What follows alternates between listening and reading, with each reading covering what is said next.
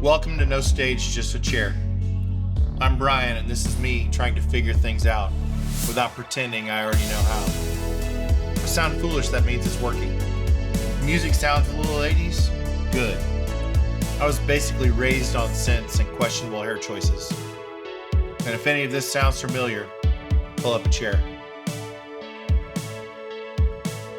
Growing up, my dad was always the guy that he would always have those conversations that were a little more in depth and a little more direct and a little more intentional than I would have expected. And I'm realizing as a 54-year-old man and with two sons of my own that I actually really want to do that with my sons because I want them growing up understanding. And I want them growing up knowing not just the framework of me, but the actual me. And that may sound kind of vague, but I want to unpack it a little bit. When I was 14 or 15 years old, we walked into the local coffee shop with my dad, something that we did all the time. I sat down and I ordered my Dr. Pepper and my cherry Danish, the exact thing that I did. And he ordered his coffee. And at the time, I thought coffee was the worst thing in the world. And now I've always got a cup of coffee that's sitting next to me. And he sat down and his friend Steve came in and they were sitting there talking. And they started talking about their friend who was going through divorce. And I can remember only one part of this conversation. My dad's friend said they were talking about this divorce and that their friend had cheated on his wife. And Steve said, I would never do that. I could never do that. And I remember my dad stopped him and looked at him and said, you could, and it is possible. And I didn't know how to feel about it or what to think about it. And it wasn't my conversation that I was really a part of. So I just kind of checked out like a 15-year-old does. And they kept talking. They were having this meaningful conversation. And whenever we left, we went out and we sat in the car. And my dad said, how much of that did you hear? How much of that did you understand? And let's talk about it. And I just told him, I said, I don't get most of it. And he said, I need you to know something, which kind of gave me some anxiety when he even said that. And he said, I've never cheated on your mom. Spent years on the road. My dad traveled for a living. Spent years on the road, years in hotel rooms, years of living this life that there were plenty of opportunities. And he never cheated on my mom. And my parents were married for 55 years, happily married. They liked each other. They loved each other. They had a good marriage. And it was that model of what I thought married life was supposed to be. And he said, did you hear what I said to Steve about that it's possible? Yeah. He said, one of the big reasons why I think that I've always avoided that mistake is that I'm willing to look in the mirror and acknowledge that it is possible. It's not something that I want, but it's something that could happen. And there are things that we think and assume about ourselves. And whenever we assume those things about ourselves, whenever we operate out of this kind of veiled view of what's possible, then it's a lot easier to be surprised by what we're capable of.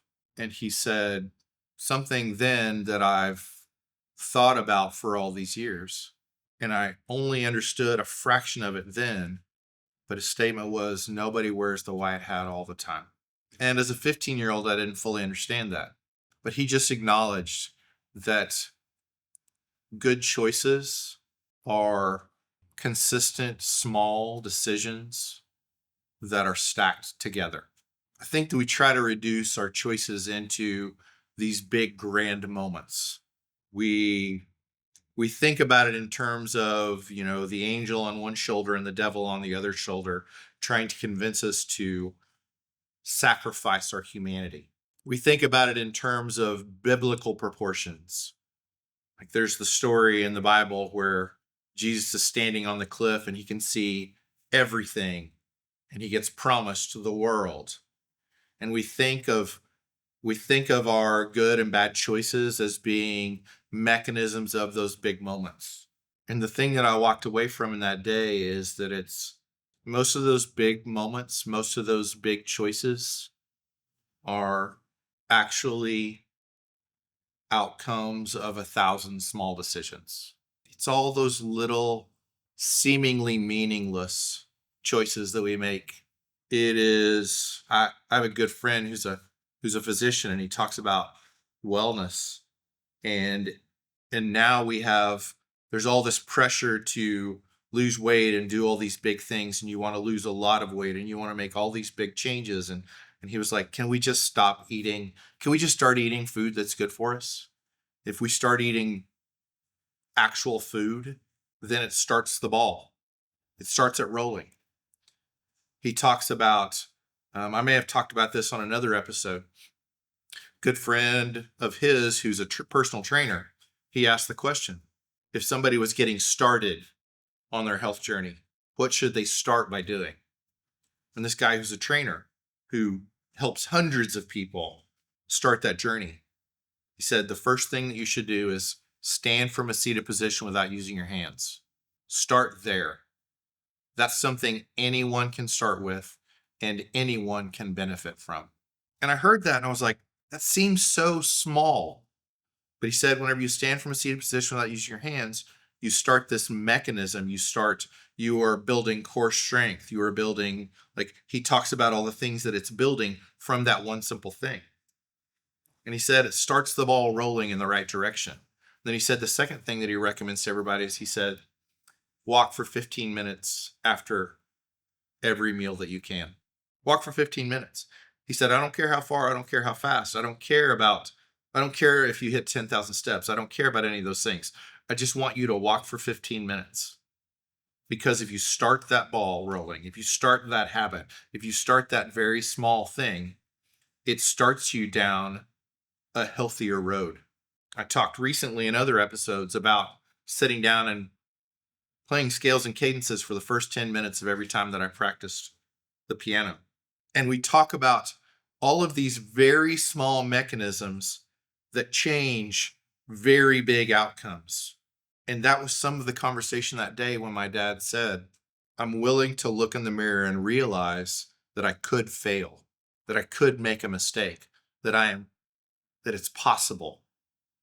And acknowledging that it's possible, being able to look myself in the eye in the mirror and acknowledge that these things are possible is a safeguard against that bad decision. And there was something really beautiful in hearing that from my dad. He was far from perfect, but the conversation that was natural was to say, I've never cheated on your mom, and leave it at that. Leave it there. Let that be as much as he unpacks it. But for some reason, he pressed forward into the conversation that was a little bit uncomfortable because it mattered. And it was one more little thing that 40 years later, I'm still thinking about. 40 years later, I'm carrying in the back of my brain. I'm carrying it in my backpack into how I try to live. And that idea of nobody wears the white hat all the time. There's a song by a songwriter, Matt Carney. And there's a line from his song that says that we're all one phone call from our knees. And it is that same idea. It is that same thought. It is that same, there's this threshold between at any moment we can be wrecked. And that's hard to set in. At any moment it can happen. At any moment something great can happen. Something beautiful can happen. At any moment something difficult can happen. We can get that phone call that exhilarates us or deflates us. We can get all of those things. There's this huge range that is possible and that we're capable of. And it's in the little choices that define how we respond in those big moments. It's in the way that we're willing to look at ourselves in the mirror. I've told my sons, at some point around the age of 35, there will be things that I have to apologize to them for. I've told them that almost their whole lives. The reason I say that is not because I'm intentionally doing things poorly. It's because I'm doing the best that I know how. And there will be things that I realize that I wasn't right in. But if they know, if the thing that they know and the way that they know that their dad loves them is that my goal and my intention and what I want for them always is their best. And if I feel along the way that my intention is always for their best, that's what I want. That's what I want in my relationships with my friends. If I can keep that front and center, then all of a sudden things start to shift. And I think that matters. Years later, I was sitting in a meeting here in Oklahoma City. There was a streetcar being built. $126 million investment. I can still remember how much the investment was just for the streetcar. And there were plenty of people in our city there's plenty of people for it, plenty of people against it. So I went to one of the community meetings where they were talking about it, and I just asked. I'm in a room with a few hundred people, and I had the opportunity to raise my hand and ask our mayor. And I just said, can you talk to me more about the streetcar? It's one of several things that they were doing. Can you tell me some more about the streetcar? And the mayor immediately, I still remember it, said, tell me more about the streetcar. And he said, what do you mean? I said, well, I just want to know, like, what are kind of your inspirations? What are some of your thoughts? Like, tell me more about how you guys are thinking about the streetcar, what the goal of the streetcar is. And his immediate answer was, if you're asking if it's going to run in front of your house, the answer is no. That's not what I asked at all. I asked what the goal is. I asked what the inspiration was. What are the references? What are the cities that we think have done a good job with the streetcar? What have we, and the mayor was already unhappy. Really bothered me the way he responded. And he kind of went off on his tangent, never really answered my question, really frustrated me. Funny thing is, I supported the streetcar. Matter of fact, when they built the streetcar, my house became worth more money because the streetcar existed. But he, in that moment, for 1,000 reasons, assumed the worst about my question. And probably maybe even for 1,000 good reasons, he assumed the worst about my questions. He assumed that I was the villain. And this is the thing that I want to get to today. I want to dig into this idea of victims and villains, because in all of our interactions, it's easy for us to assume the best about ourselves and the worst about everybody else. We judge others based on their actions, and we expect to be judged based on our intentions. And we have stacked the deck in a way that is not helpful. There's the saying, there's 3 sides to every story. There's my side, there's your side, and there's the truth. Because for all of us, we walk into all of these situations, all these moments with baggage and assumptions. And again, our natural tendency to assume that we are the victim and assume that anyone who disagrees with us is a villain. And when we walk into life like that, we lose. When we walk into life like that, we lose. Because if we're the victim, nothing is our fault. And if they're the villain, you don't have to understand them. That's the tension. And somewhere in the back of my brain, this alarm bell goes off when my dad said to 15-year-old Brian, nobody wears the white hat all the time.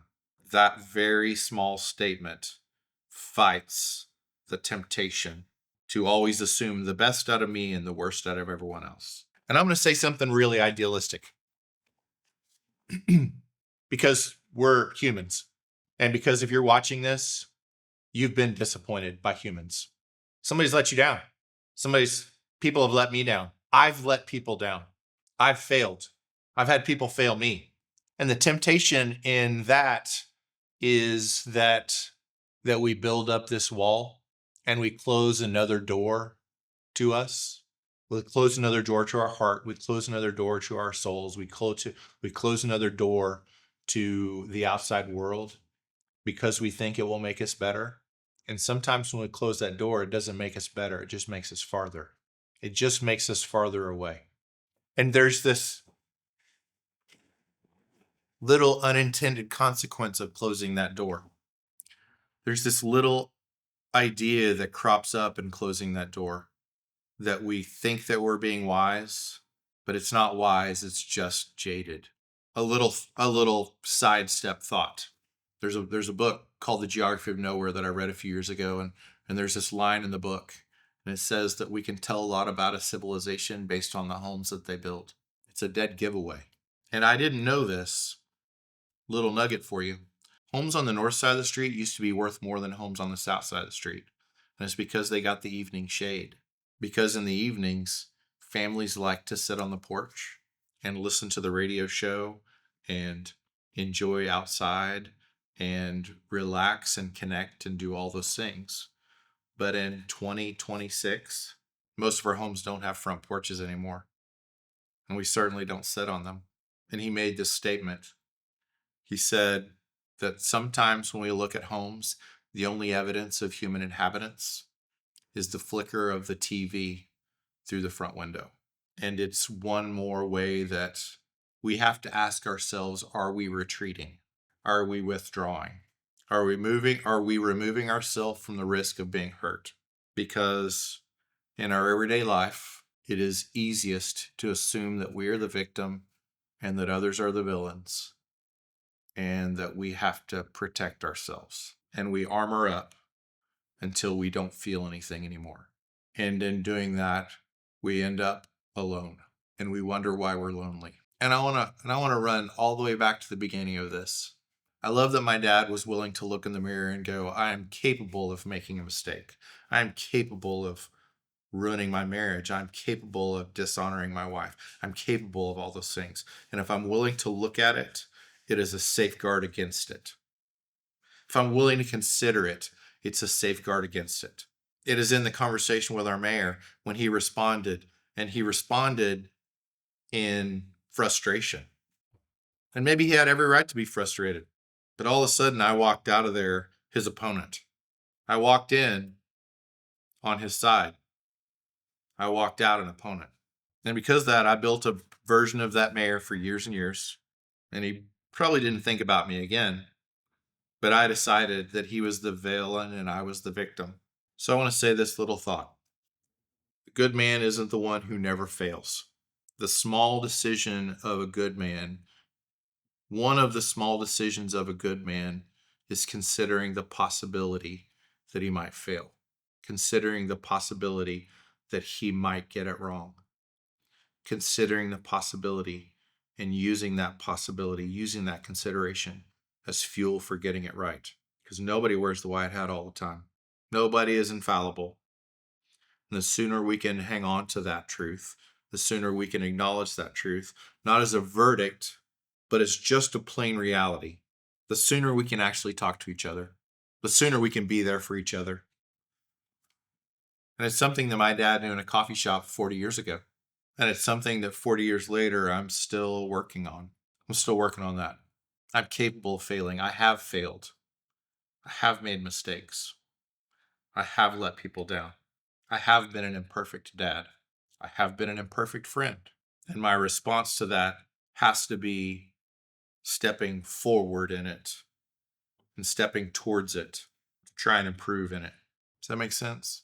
No answers today, just questions that I'm wrestling with. And that's why this place is here. So hopefully this sparked a thought. Hopefully this encouraged you in some way. Hopefully this reminded us in some way of how we move towards others and how we respond to others. Because we have no idea the weight that every person we see is carrying. We have no idea the pain or the victory that they're carrying. We have no idea the background story. There's 1,000 things that we have no idea of. But somehow I want to give them a little bit of the understanding that I wish the world would give to me. And this is where I say it messy, before the world might assume that it was tidy all along. Thanks for being here. See you next week.